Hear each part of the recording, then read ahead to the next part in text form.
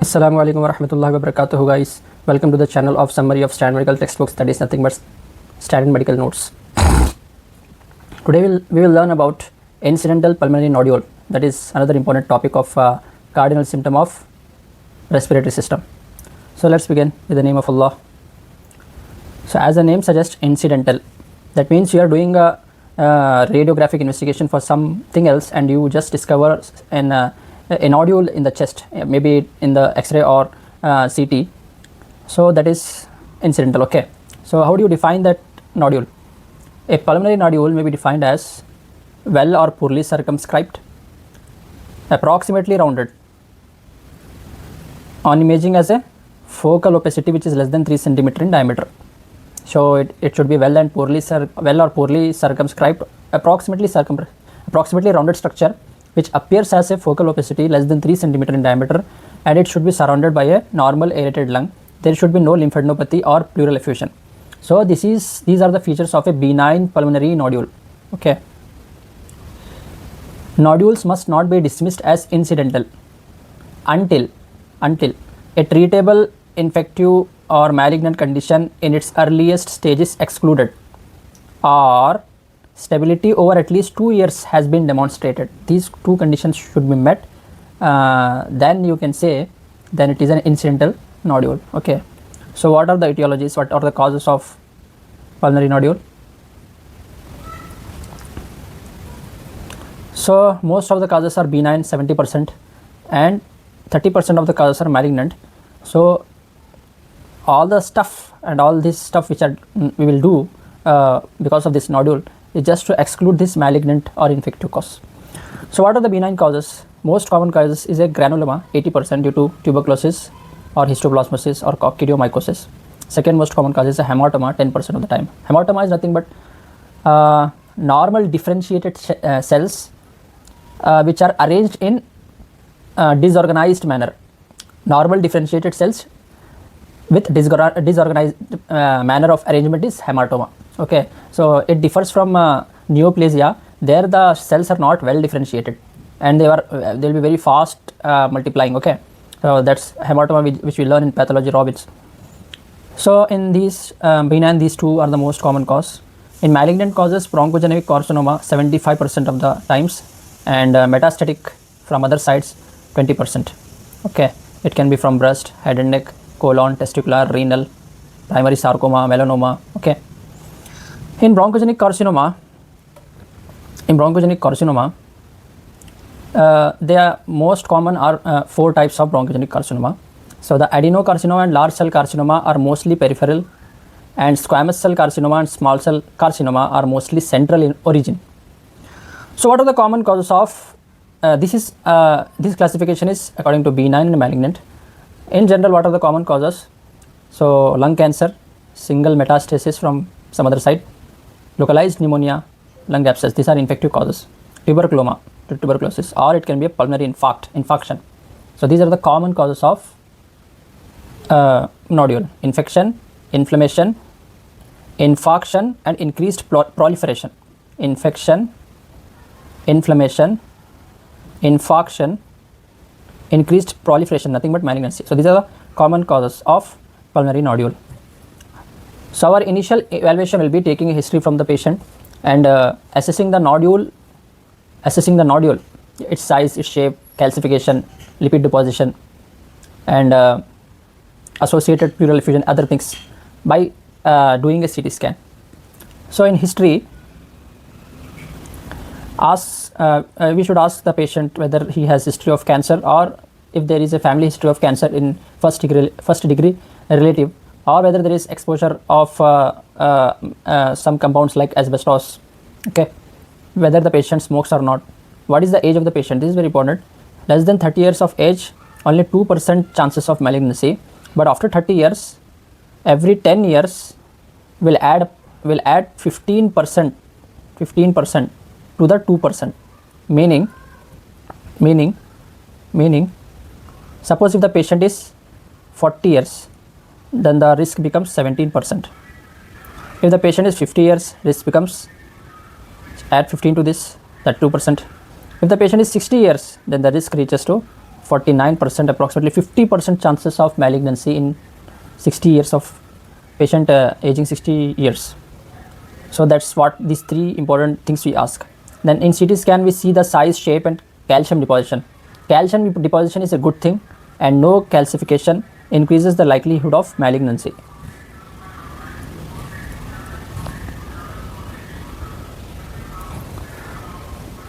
Laminated structure indicates granuloma. Popcorn appearance on CT scan indicates hematoma. If there is lymphadenopathy, effusion, bony destruction, all these things we will see, then it is not considered as a benign nodule if these are present. Okay, these also we will see. So this box is a summary of all these features which we asked to the patient. So these are the features in CT scan, and these are the features we asked to the patient. Okay, nodular features and patient characteristics. What is the size? If more than 3 cm, high chances of malignancy. What is the margin? Smooth in benign lesions, spiculated malignancy. Whether there is a calcification or deposition of fat. So central deposition of calcification suggests granuloma. Popcorn pattern suggests hematoma. Fat suggests hematoma or lipoid granuloma. So deposition is a good thing. So location of the nodule is also important. 70% of the lung cancer occur in the upper lobes. Benign lesions are equally distributed throughout upper and lower lobes. Linear or sheet lung opacities are unlikely to represent neoplasms and do not require follow-up.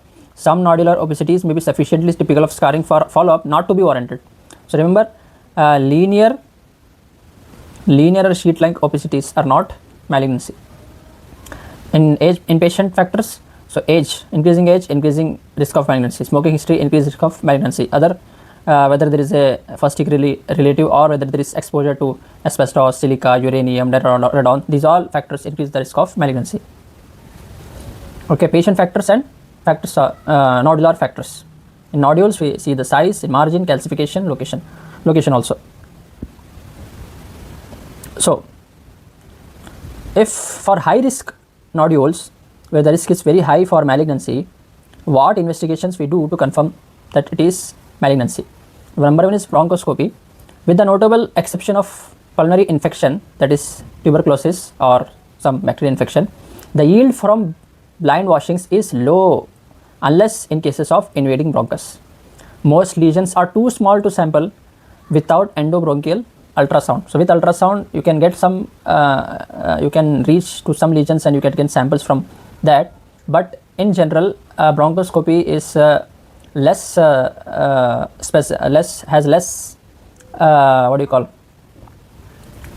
less chances of getting something indicating malignancy, okay, except for pulmonary infection like tuberculosis. So then which studies we should do to get the sample? So these two are the more specific and more important studies which through which we can get the sample. So in transthoracic needle biopsy under ultrasound or CT guidance, 90%, 97% we will obtain definitive tissue diagnosis. But what is the drawback? There is a very much risk of pneumothorax, around 50%, and in those patients around 7% will require ICD drainage. So it is not done in all patients. It is contemplated only in individuals with an FEV1 of more than 35% predicted, forced expiratory volume in 1 second more than 35%, then in those person means you should do this one. If FEV1 is more than 35%, then you can move forward to TTNB. If it is not there, then better to avoid because of risk of pneumothorax. In PET scan, what is PET scan? In PET scan, what you will do is you give a radio labeled glucose, 18 ferrodeoxyglucose, 18 FDG. So we know that the cancer cells have a high metabolic activity. So because of that, they will consume much more glucose than other cells of the body.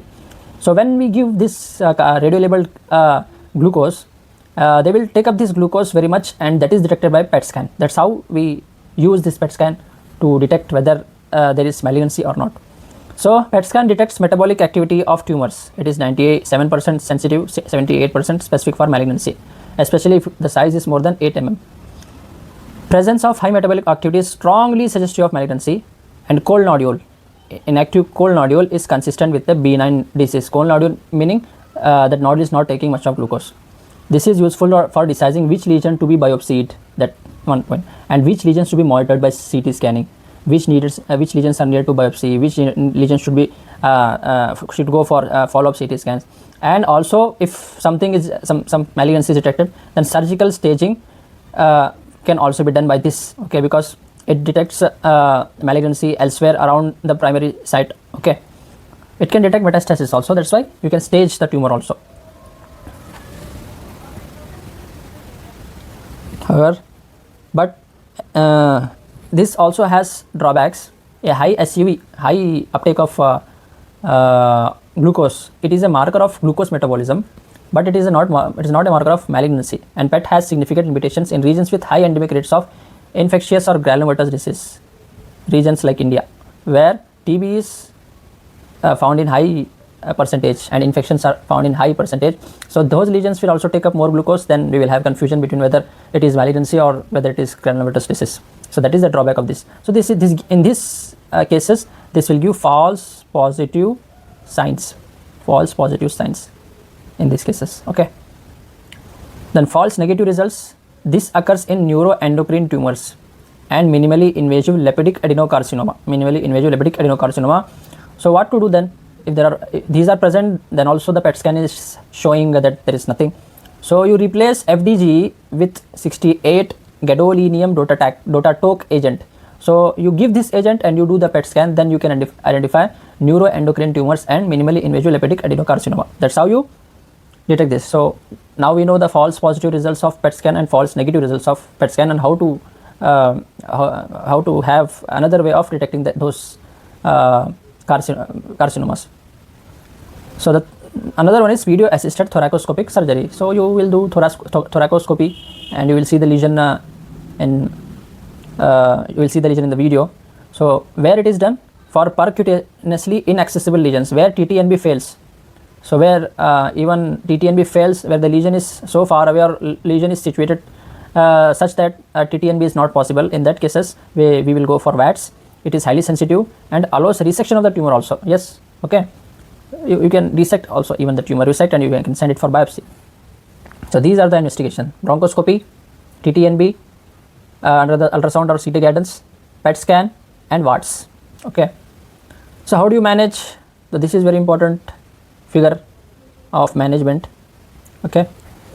So you see a solid non-calcified nodule or nodules, maybe single or multiple, on CT scan. Then you will identify the features of that nodule. If there are clear features of benign disease, example hematoma or typical periphyseal nodule, means nodule along the fissure or around the fissure, nodule or nodules around the fissure, that is periphyseal nodule. So that is also benign. Or if the nodule is less than 5 mm in diameter or less than 80 mm cube in volume, or patient is unfit for any treatment, then discharge the patient. So one is clear features of benign disease.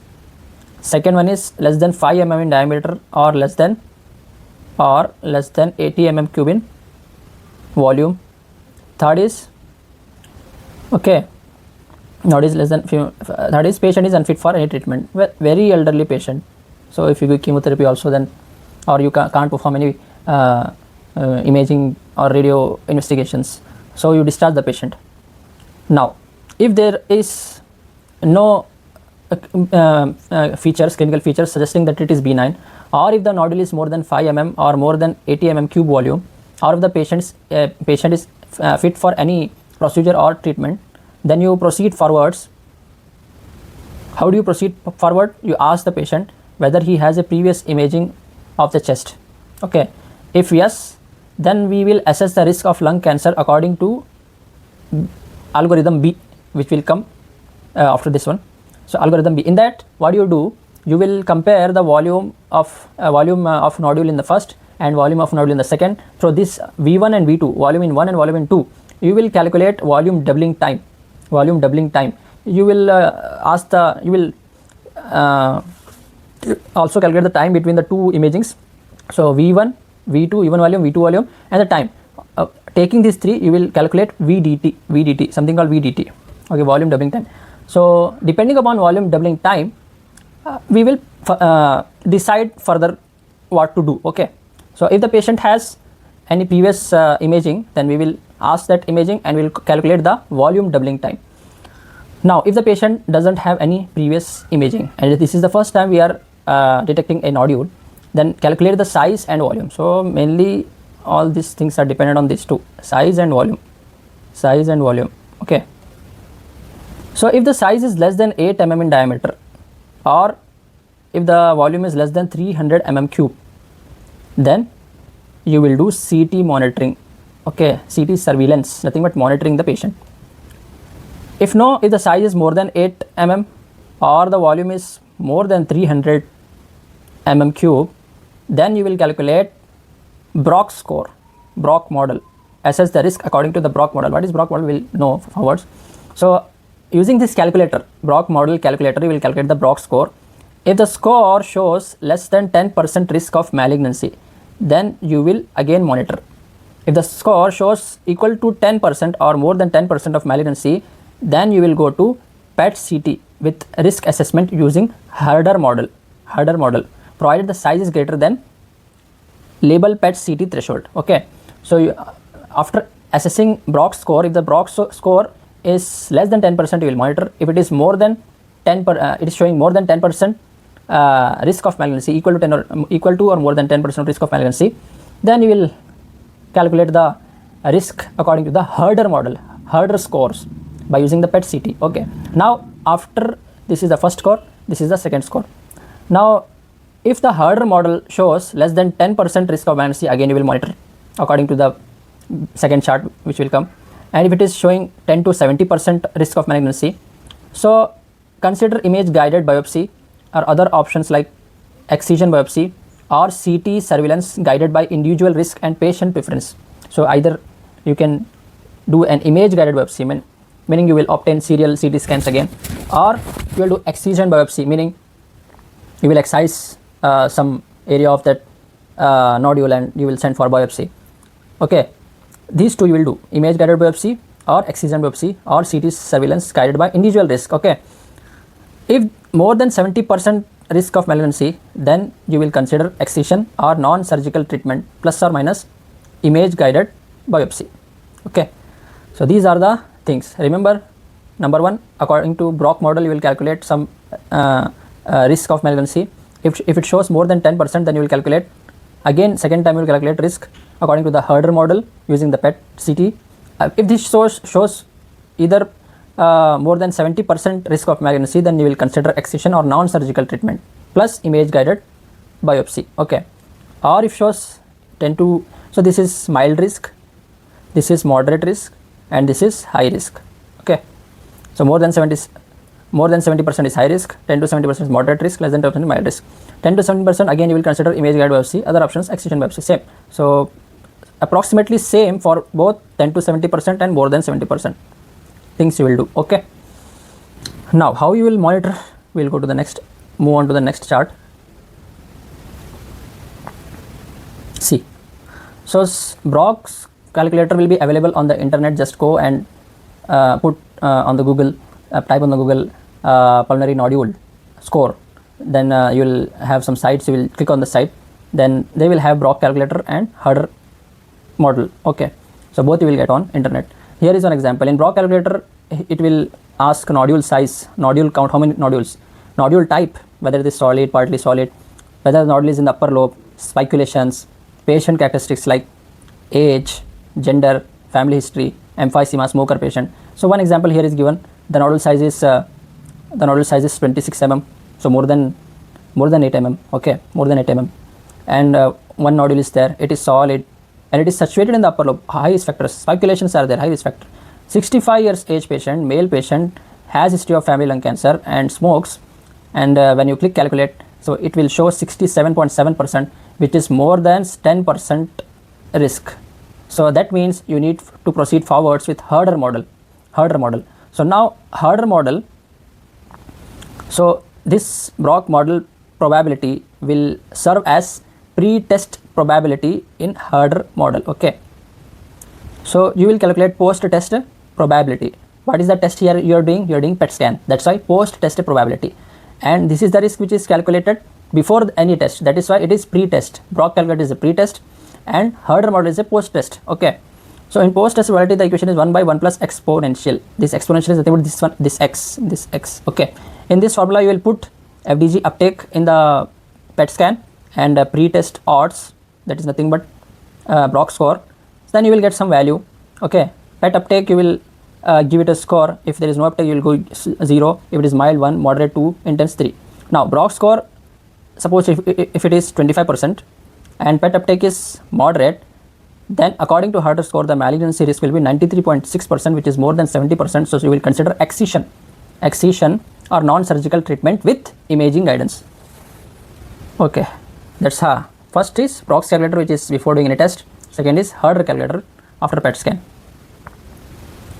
So calculations are more, so you will be thinking, I think you will be boring with this topic, but lastly you will know it is not boring.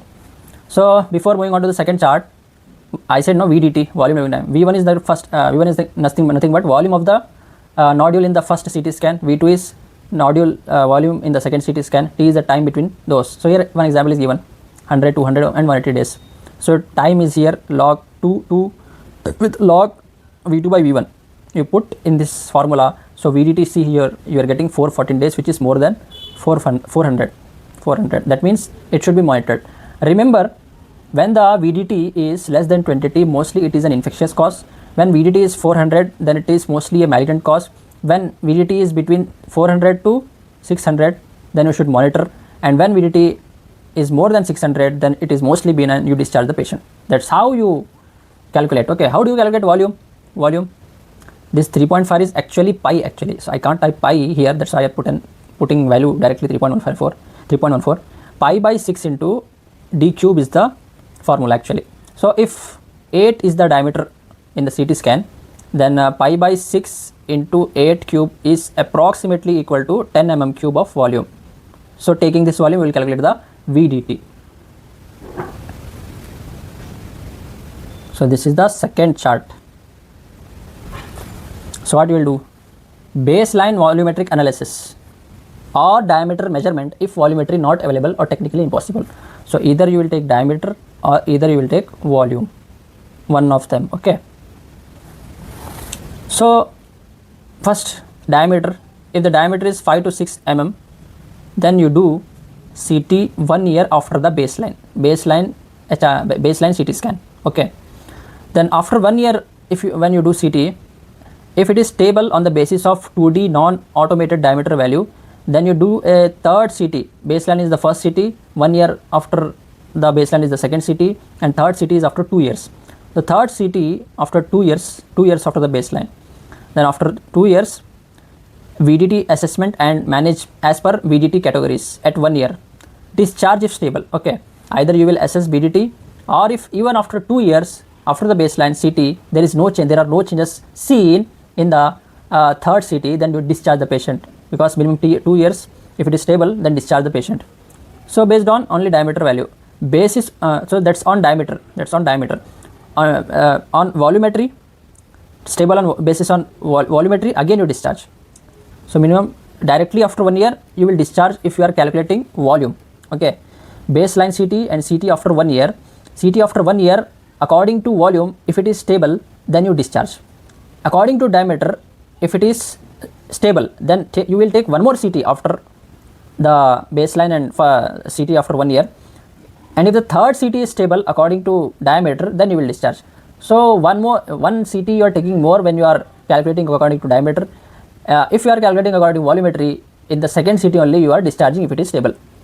Now up to here you know. Now after CT 1 year after the baseline, now if there is, now when it is stable you will discharge. Okay, it is not stable, volume is increasing. Okay, how the volume is increasing? If the volume is more than 600 VDT, you will calculate from volume VDT. First CT scan you will take V1, second CT scan you will take V2. If the VDT is more than 600 days, then consider discharge only if based on volumetry or ongoing surveillance depending on patient preference. So more than 600 VDT you will discharge. Now if the VDT is 400 to 600, then consider biopsy or further CT monitoring depending upon the patient preference.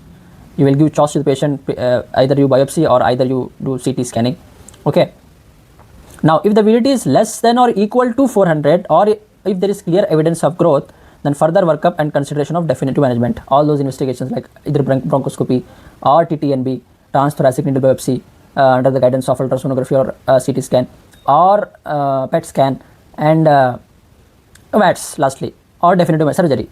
That all you will do if the VDT is less than or equal to 400. Now coming here, if the this is according to diameter we have calculated, no? So if the volume is more than or equal to 80 mm cube, then get a CT after 3 months. Get a CT after 3 months. Now, if the VDT is less than or equal to 400 or clear evidence of growth, then you will do definitive management. Then you will do definitive management in the second CT scan. If not, then you will obtain a CT scan after 1 year after baseline. Then again you will calculate the volume. Then according to VDT you will take the decision. Okay, you will take the decision. This is according to volume. This is according to diameter. Okay, so if you are calculating according to volume, you are taking an early CT scan from the baseline 3 months later, or if previously one CT scan was done, you will ask the patient to get the scan, then you will calculate the VDT, and according to that you will manage the patient. So that means if you are calculating according to diameter, you need more surveillance compared to when you are calculating according to volume. Okay, you will patient will be managed very early according to volume if you calculate VDT. All these are available, calculators are available on the internet, no need to worry. Now I have one more chart, evidence-based chart from Pocket Medicine. You can follow this also, one can follow this also. If the nodule is single and patient risk is low according to Brock score, okay, you calculate Brock score. If the patient risk is low, less than 10% risk, okay, and if the nodule is less than 6 mm, then discharge the patient, no routine follow-up. If the nodule is 6 to 8 mm, then consider CT at 6 to 12 months. Do CT at 6 to 12 months, okay. And if the nodule is more than 8 mm, then do CT after 3 months, okay. Single nodule, low risk, less than 6, discharge. 6 to 8, get another CT in 6 to 12 months. More than 8, get another CT in after 3 months. And consider PET or CT or biopsy, CT at 3 months, okay. Now, single nodule, high patient risk, then consider CT at 1 year, okay, if it is less than 6 mm. If 6 to 8 mm, CT should be done at 6 to 12 months, okay, and if it is more than 8 mm, then CT scan at 3 months and consider PET CT or biopsy. If the nodules are multiple, patient risk is low, less than 6 mm, discharge the patient. 6 to 8 mm, CT at 3 months. See, when the nodules are multi, here it is 6 to 12 months, here it is 6 to 12 months, here it is 3 to 6 months. Now, if it is more than 8 mm, in here you get a CT at 3 to 6 months. Now, multiple nodules with high risk, get a CT at 1 year. If less than 6 mm, if between 16 to 8 mm, get a CT at 3 to 6 months. If it is more than 8 mm, get a CT at 3 to 6 months. So that is based only upon Brock score and diameter. But I think the previous charts, no, those are very accurate. But if someone is not able to do those, then you can try this one.